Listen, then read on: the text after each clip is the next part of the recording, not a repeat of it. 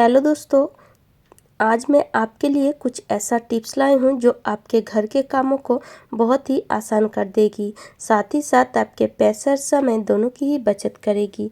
तो चलिए शुरू करते हैं। तो यह मैं काट रही हूँ कुछ प्याज, और प्याज की ये जो ऊपर का हिस्सा होता है इसको हमें काट कर निकाल देना है। ये ऊपर की हिस्सा को हमें नहीं खाना चाहिए।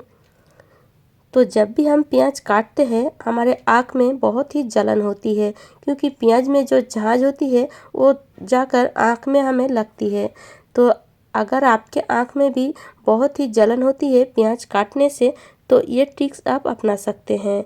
तो प्याज आप जब भी काटें उस साथ साथ एक कटोरी में एक बर्तन में थोड़ा सा पानी ज़रूर रखें, और प्याज काटने से ही तुरंत इस तरीके से प्याज को आप पानी में डालें। इससे प्याज की जो झांझ है वो कम हो जाएगी और आपके आँख भी नहीं जलेगी, और प्याज भी अच्छी तरीके से साफ़ हो जाती है। तो इस तरीके से आप प्याज को काटें तो आपके प्याज साफ़ सुथरा भी आप काट पाएंगे और आपके आँख में बिल्कुल भी जलन नहीं होती है। तो उम्मीद करती हूँ ये टिप सबको अच्छी लगी है। मिक्सी जार में मसाला पीसने के बाद मिक्सी जार को हम धो देते हैं, पर मिक्सी जार को धोने के बाद तुरंत तो ये मिक्सी जार सूखती नहीं है। अगर हमें कुछ सूखा मसाला पीसना होता है तो मिक्सी जार को हम अच्छी तरीके से कैसे सुखाएं। तो इस तरीके से अगर आप मिक्सी जार को रखेंगे तो मिक्सी जार तुरंत तो नहीं सूखेगा। तो आप क्या कीजिएगा, इस तरीके से 3 जो हम कपड़े सुखाने वाला क्लिप यूज़ करते हैं वही क्लिप को ले लीजिए और इस तरीके से मिक्सी जार में लगा दीजिए और फिर मिक्सी जार को उल्टा कर रख दीजिए। नीचे गैप बन जाती है, इसी वजह से मिक्सी जार बहुत ही जल्दी सूख जाती है। तो अगर आपको कभी जल्दबाजी हो तो इस तरीके से मिक्सी जार को आप सुखा सकते हैं। तो इस तरीके से रखेंगे तो मिक्सी जार भी सूख जाएगी, और आप सूखा मसाला पीसना चाहते हैं तो वो भी आप पीस सकते हैं। और इसी तरीके से आप दूसरे साइड भी क्लिप लगाकर सुखा सकते हैं। दूसरे साइड भी अगर गीला होता है तो मिक्सी जार में मसाला पीसना हमें मुश्किल हो जाती है। तो इस तरीके से आप दूसरे साइड को भी बहुत ही आसानी से सुखा सकते हैं। तो उम्मीद करती हूँ फ्रेंड्स ये टिप सबको अच्छी लगी है। एक बर्तन में मैं यहाँ गुनगुना पानी ली हूँ, उसमें थोड़ा सा नमक, थोड़ा सा खाने वाला सोडा, थोड़ा सा विनीगर और थोड़ा सा विम लिक्विड डालेंगे और अच्छी तरीके से इसे मिला लेंगे। और ये जो पानी हमारा तैयार हुआ है बहुत ही सारे काम आएगा। मतलब अगर आप किसी भी चीज़ को क्लीन करना चाहते हैं तो इस पानी से एक बार क्लीन करके ज़रूर देखिएगा। बहुत ही आसानी से क्लीन हो जाती है और बहुत ही जल्दी। तो आज मैं ये जो बर्नर होता है गैस का उसी को क्लीन करने के लिए ये पानी बनाई हूँ, और साथ ही साथ इस पानी से मैं और भी चीज़ क्लीन करूँगी। जैसे ये कप, ये इस तरीके से कप को हम रेगुलर चाय पीने के लिए यूज़ करते हैं, पर इस कप में आप देखिएगा चाय की दाग हो जाती है, जो अगर हम रेगुलर इसको धोते हैं तो ये चाय की दाग बिल्कुल भी नहीं जाती है। धीरे धीरे ये चाय की दाग कप में बैठ जाती है।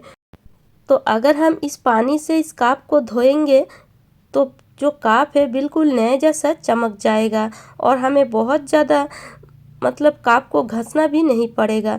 तो इस तरीके से कप को भी मैं इसी पानी से ही डूबा कर थोड़ी देर के लिए रख दूँगी जब तक पानी ठंडा हो रहा है। तो लगभग आधा मिनट इसको हमें इसी तरीके से छोड़ देना है,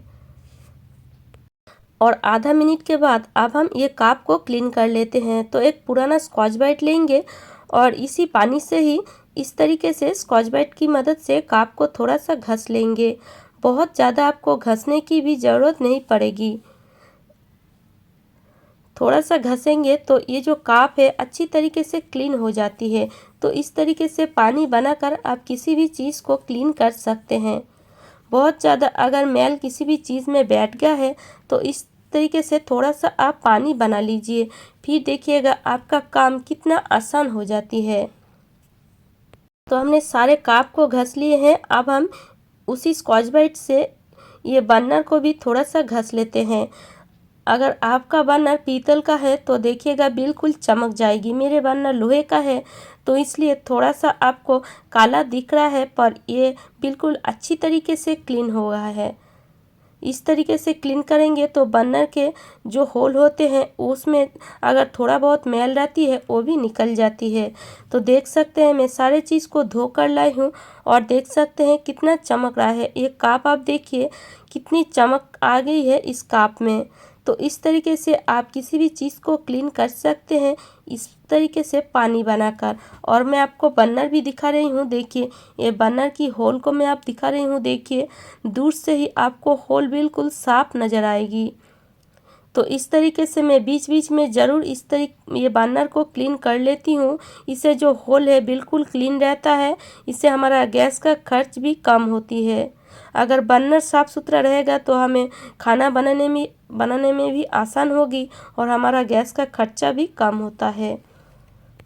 जब भी हम कभी बाहर जाते हैं तो इस तरीके का तो बैग लेकर ही जाते हैं, क्योंकि बैग में हम कई तरह की सामान भर कर ले जाते हैं।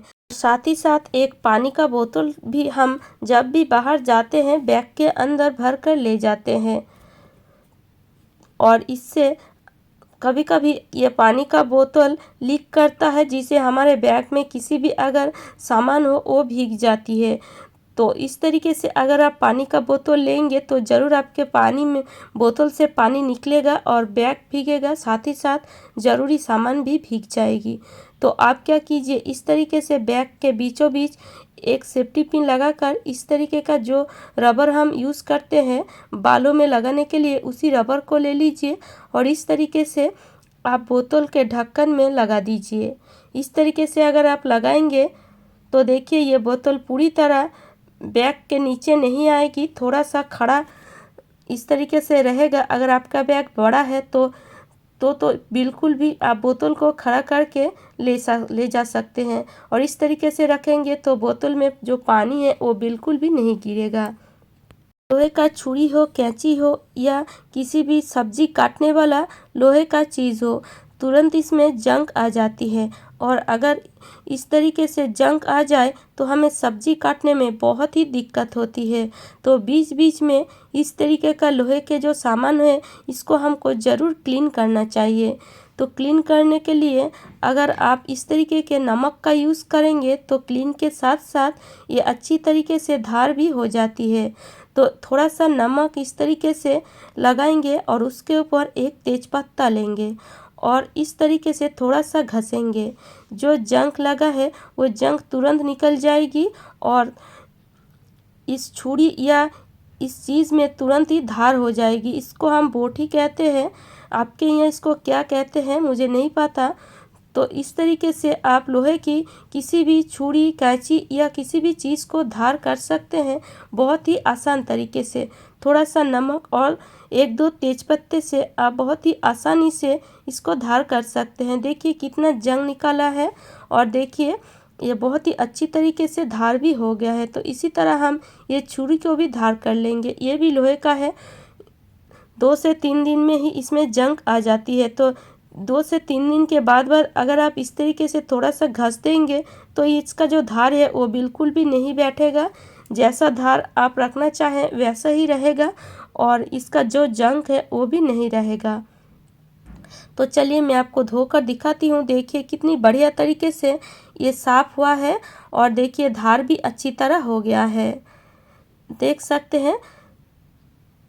तो इस तरीके से आप बहुत ही आसानी से किसी भी लोहे की सब्जी काटने वाला हो या किसी भी चीज़ को काटने वाला चीज़ को धार कर सकते हैं घर पे ही। बाज़ार से आपको धार करने की कोई भी ज़रूरत नहीं पड़ेगी अगर आप थोड़ा सा नमक और 2-3 तेज़पत्ते का यूज़ करेंगे तो अगर आप चाहते हैं इस चीज़ में जंग तुरंत ना आए तो आप क्या कीजिए, थोड़ा सा सरसों का तेल साफ़ करने के बाद ज़रूर इस लोहे की चीज़ में लगा कर रख दीजिए। लोहे की सामान में अगर आप थोड़ा सा सरसों का तेल लगा कर रखेंगे तो तुरंत इसमें जंग नहीं पड़ती है। तो उम्मीद करती हूँ फ्रेंड्स आज का टिप्स आपको अच्छी लगी है और अगर आपको मेरी टिप्स थोड़ा सा भी अच्छी लगे तो लाइक, शेयर एंड सब्सक्राइब ज़रूर कर लीजिएगा। तो चलिए आज यहीं तक।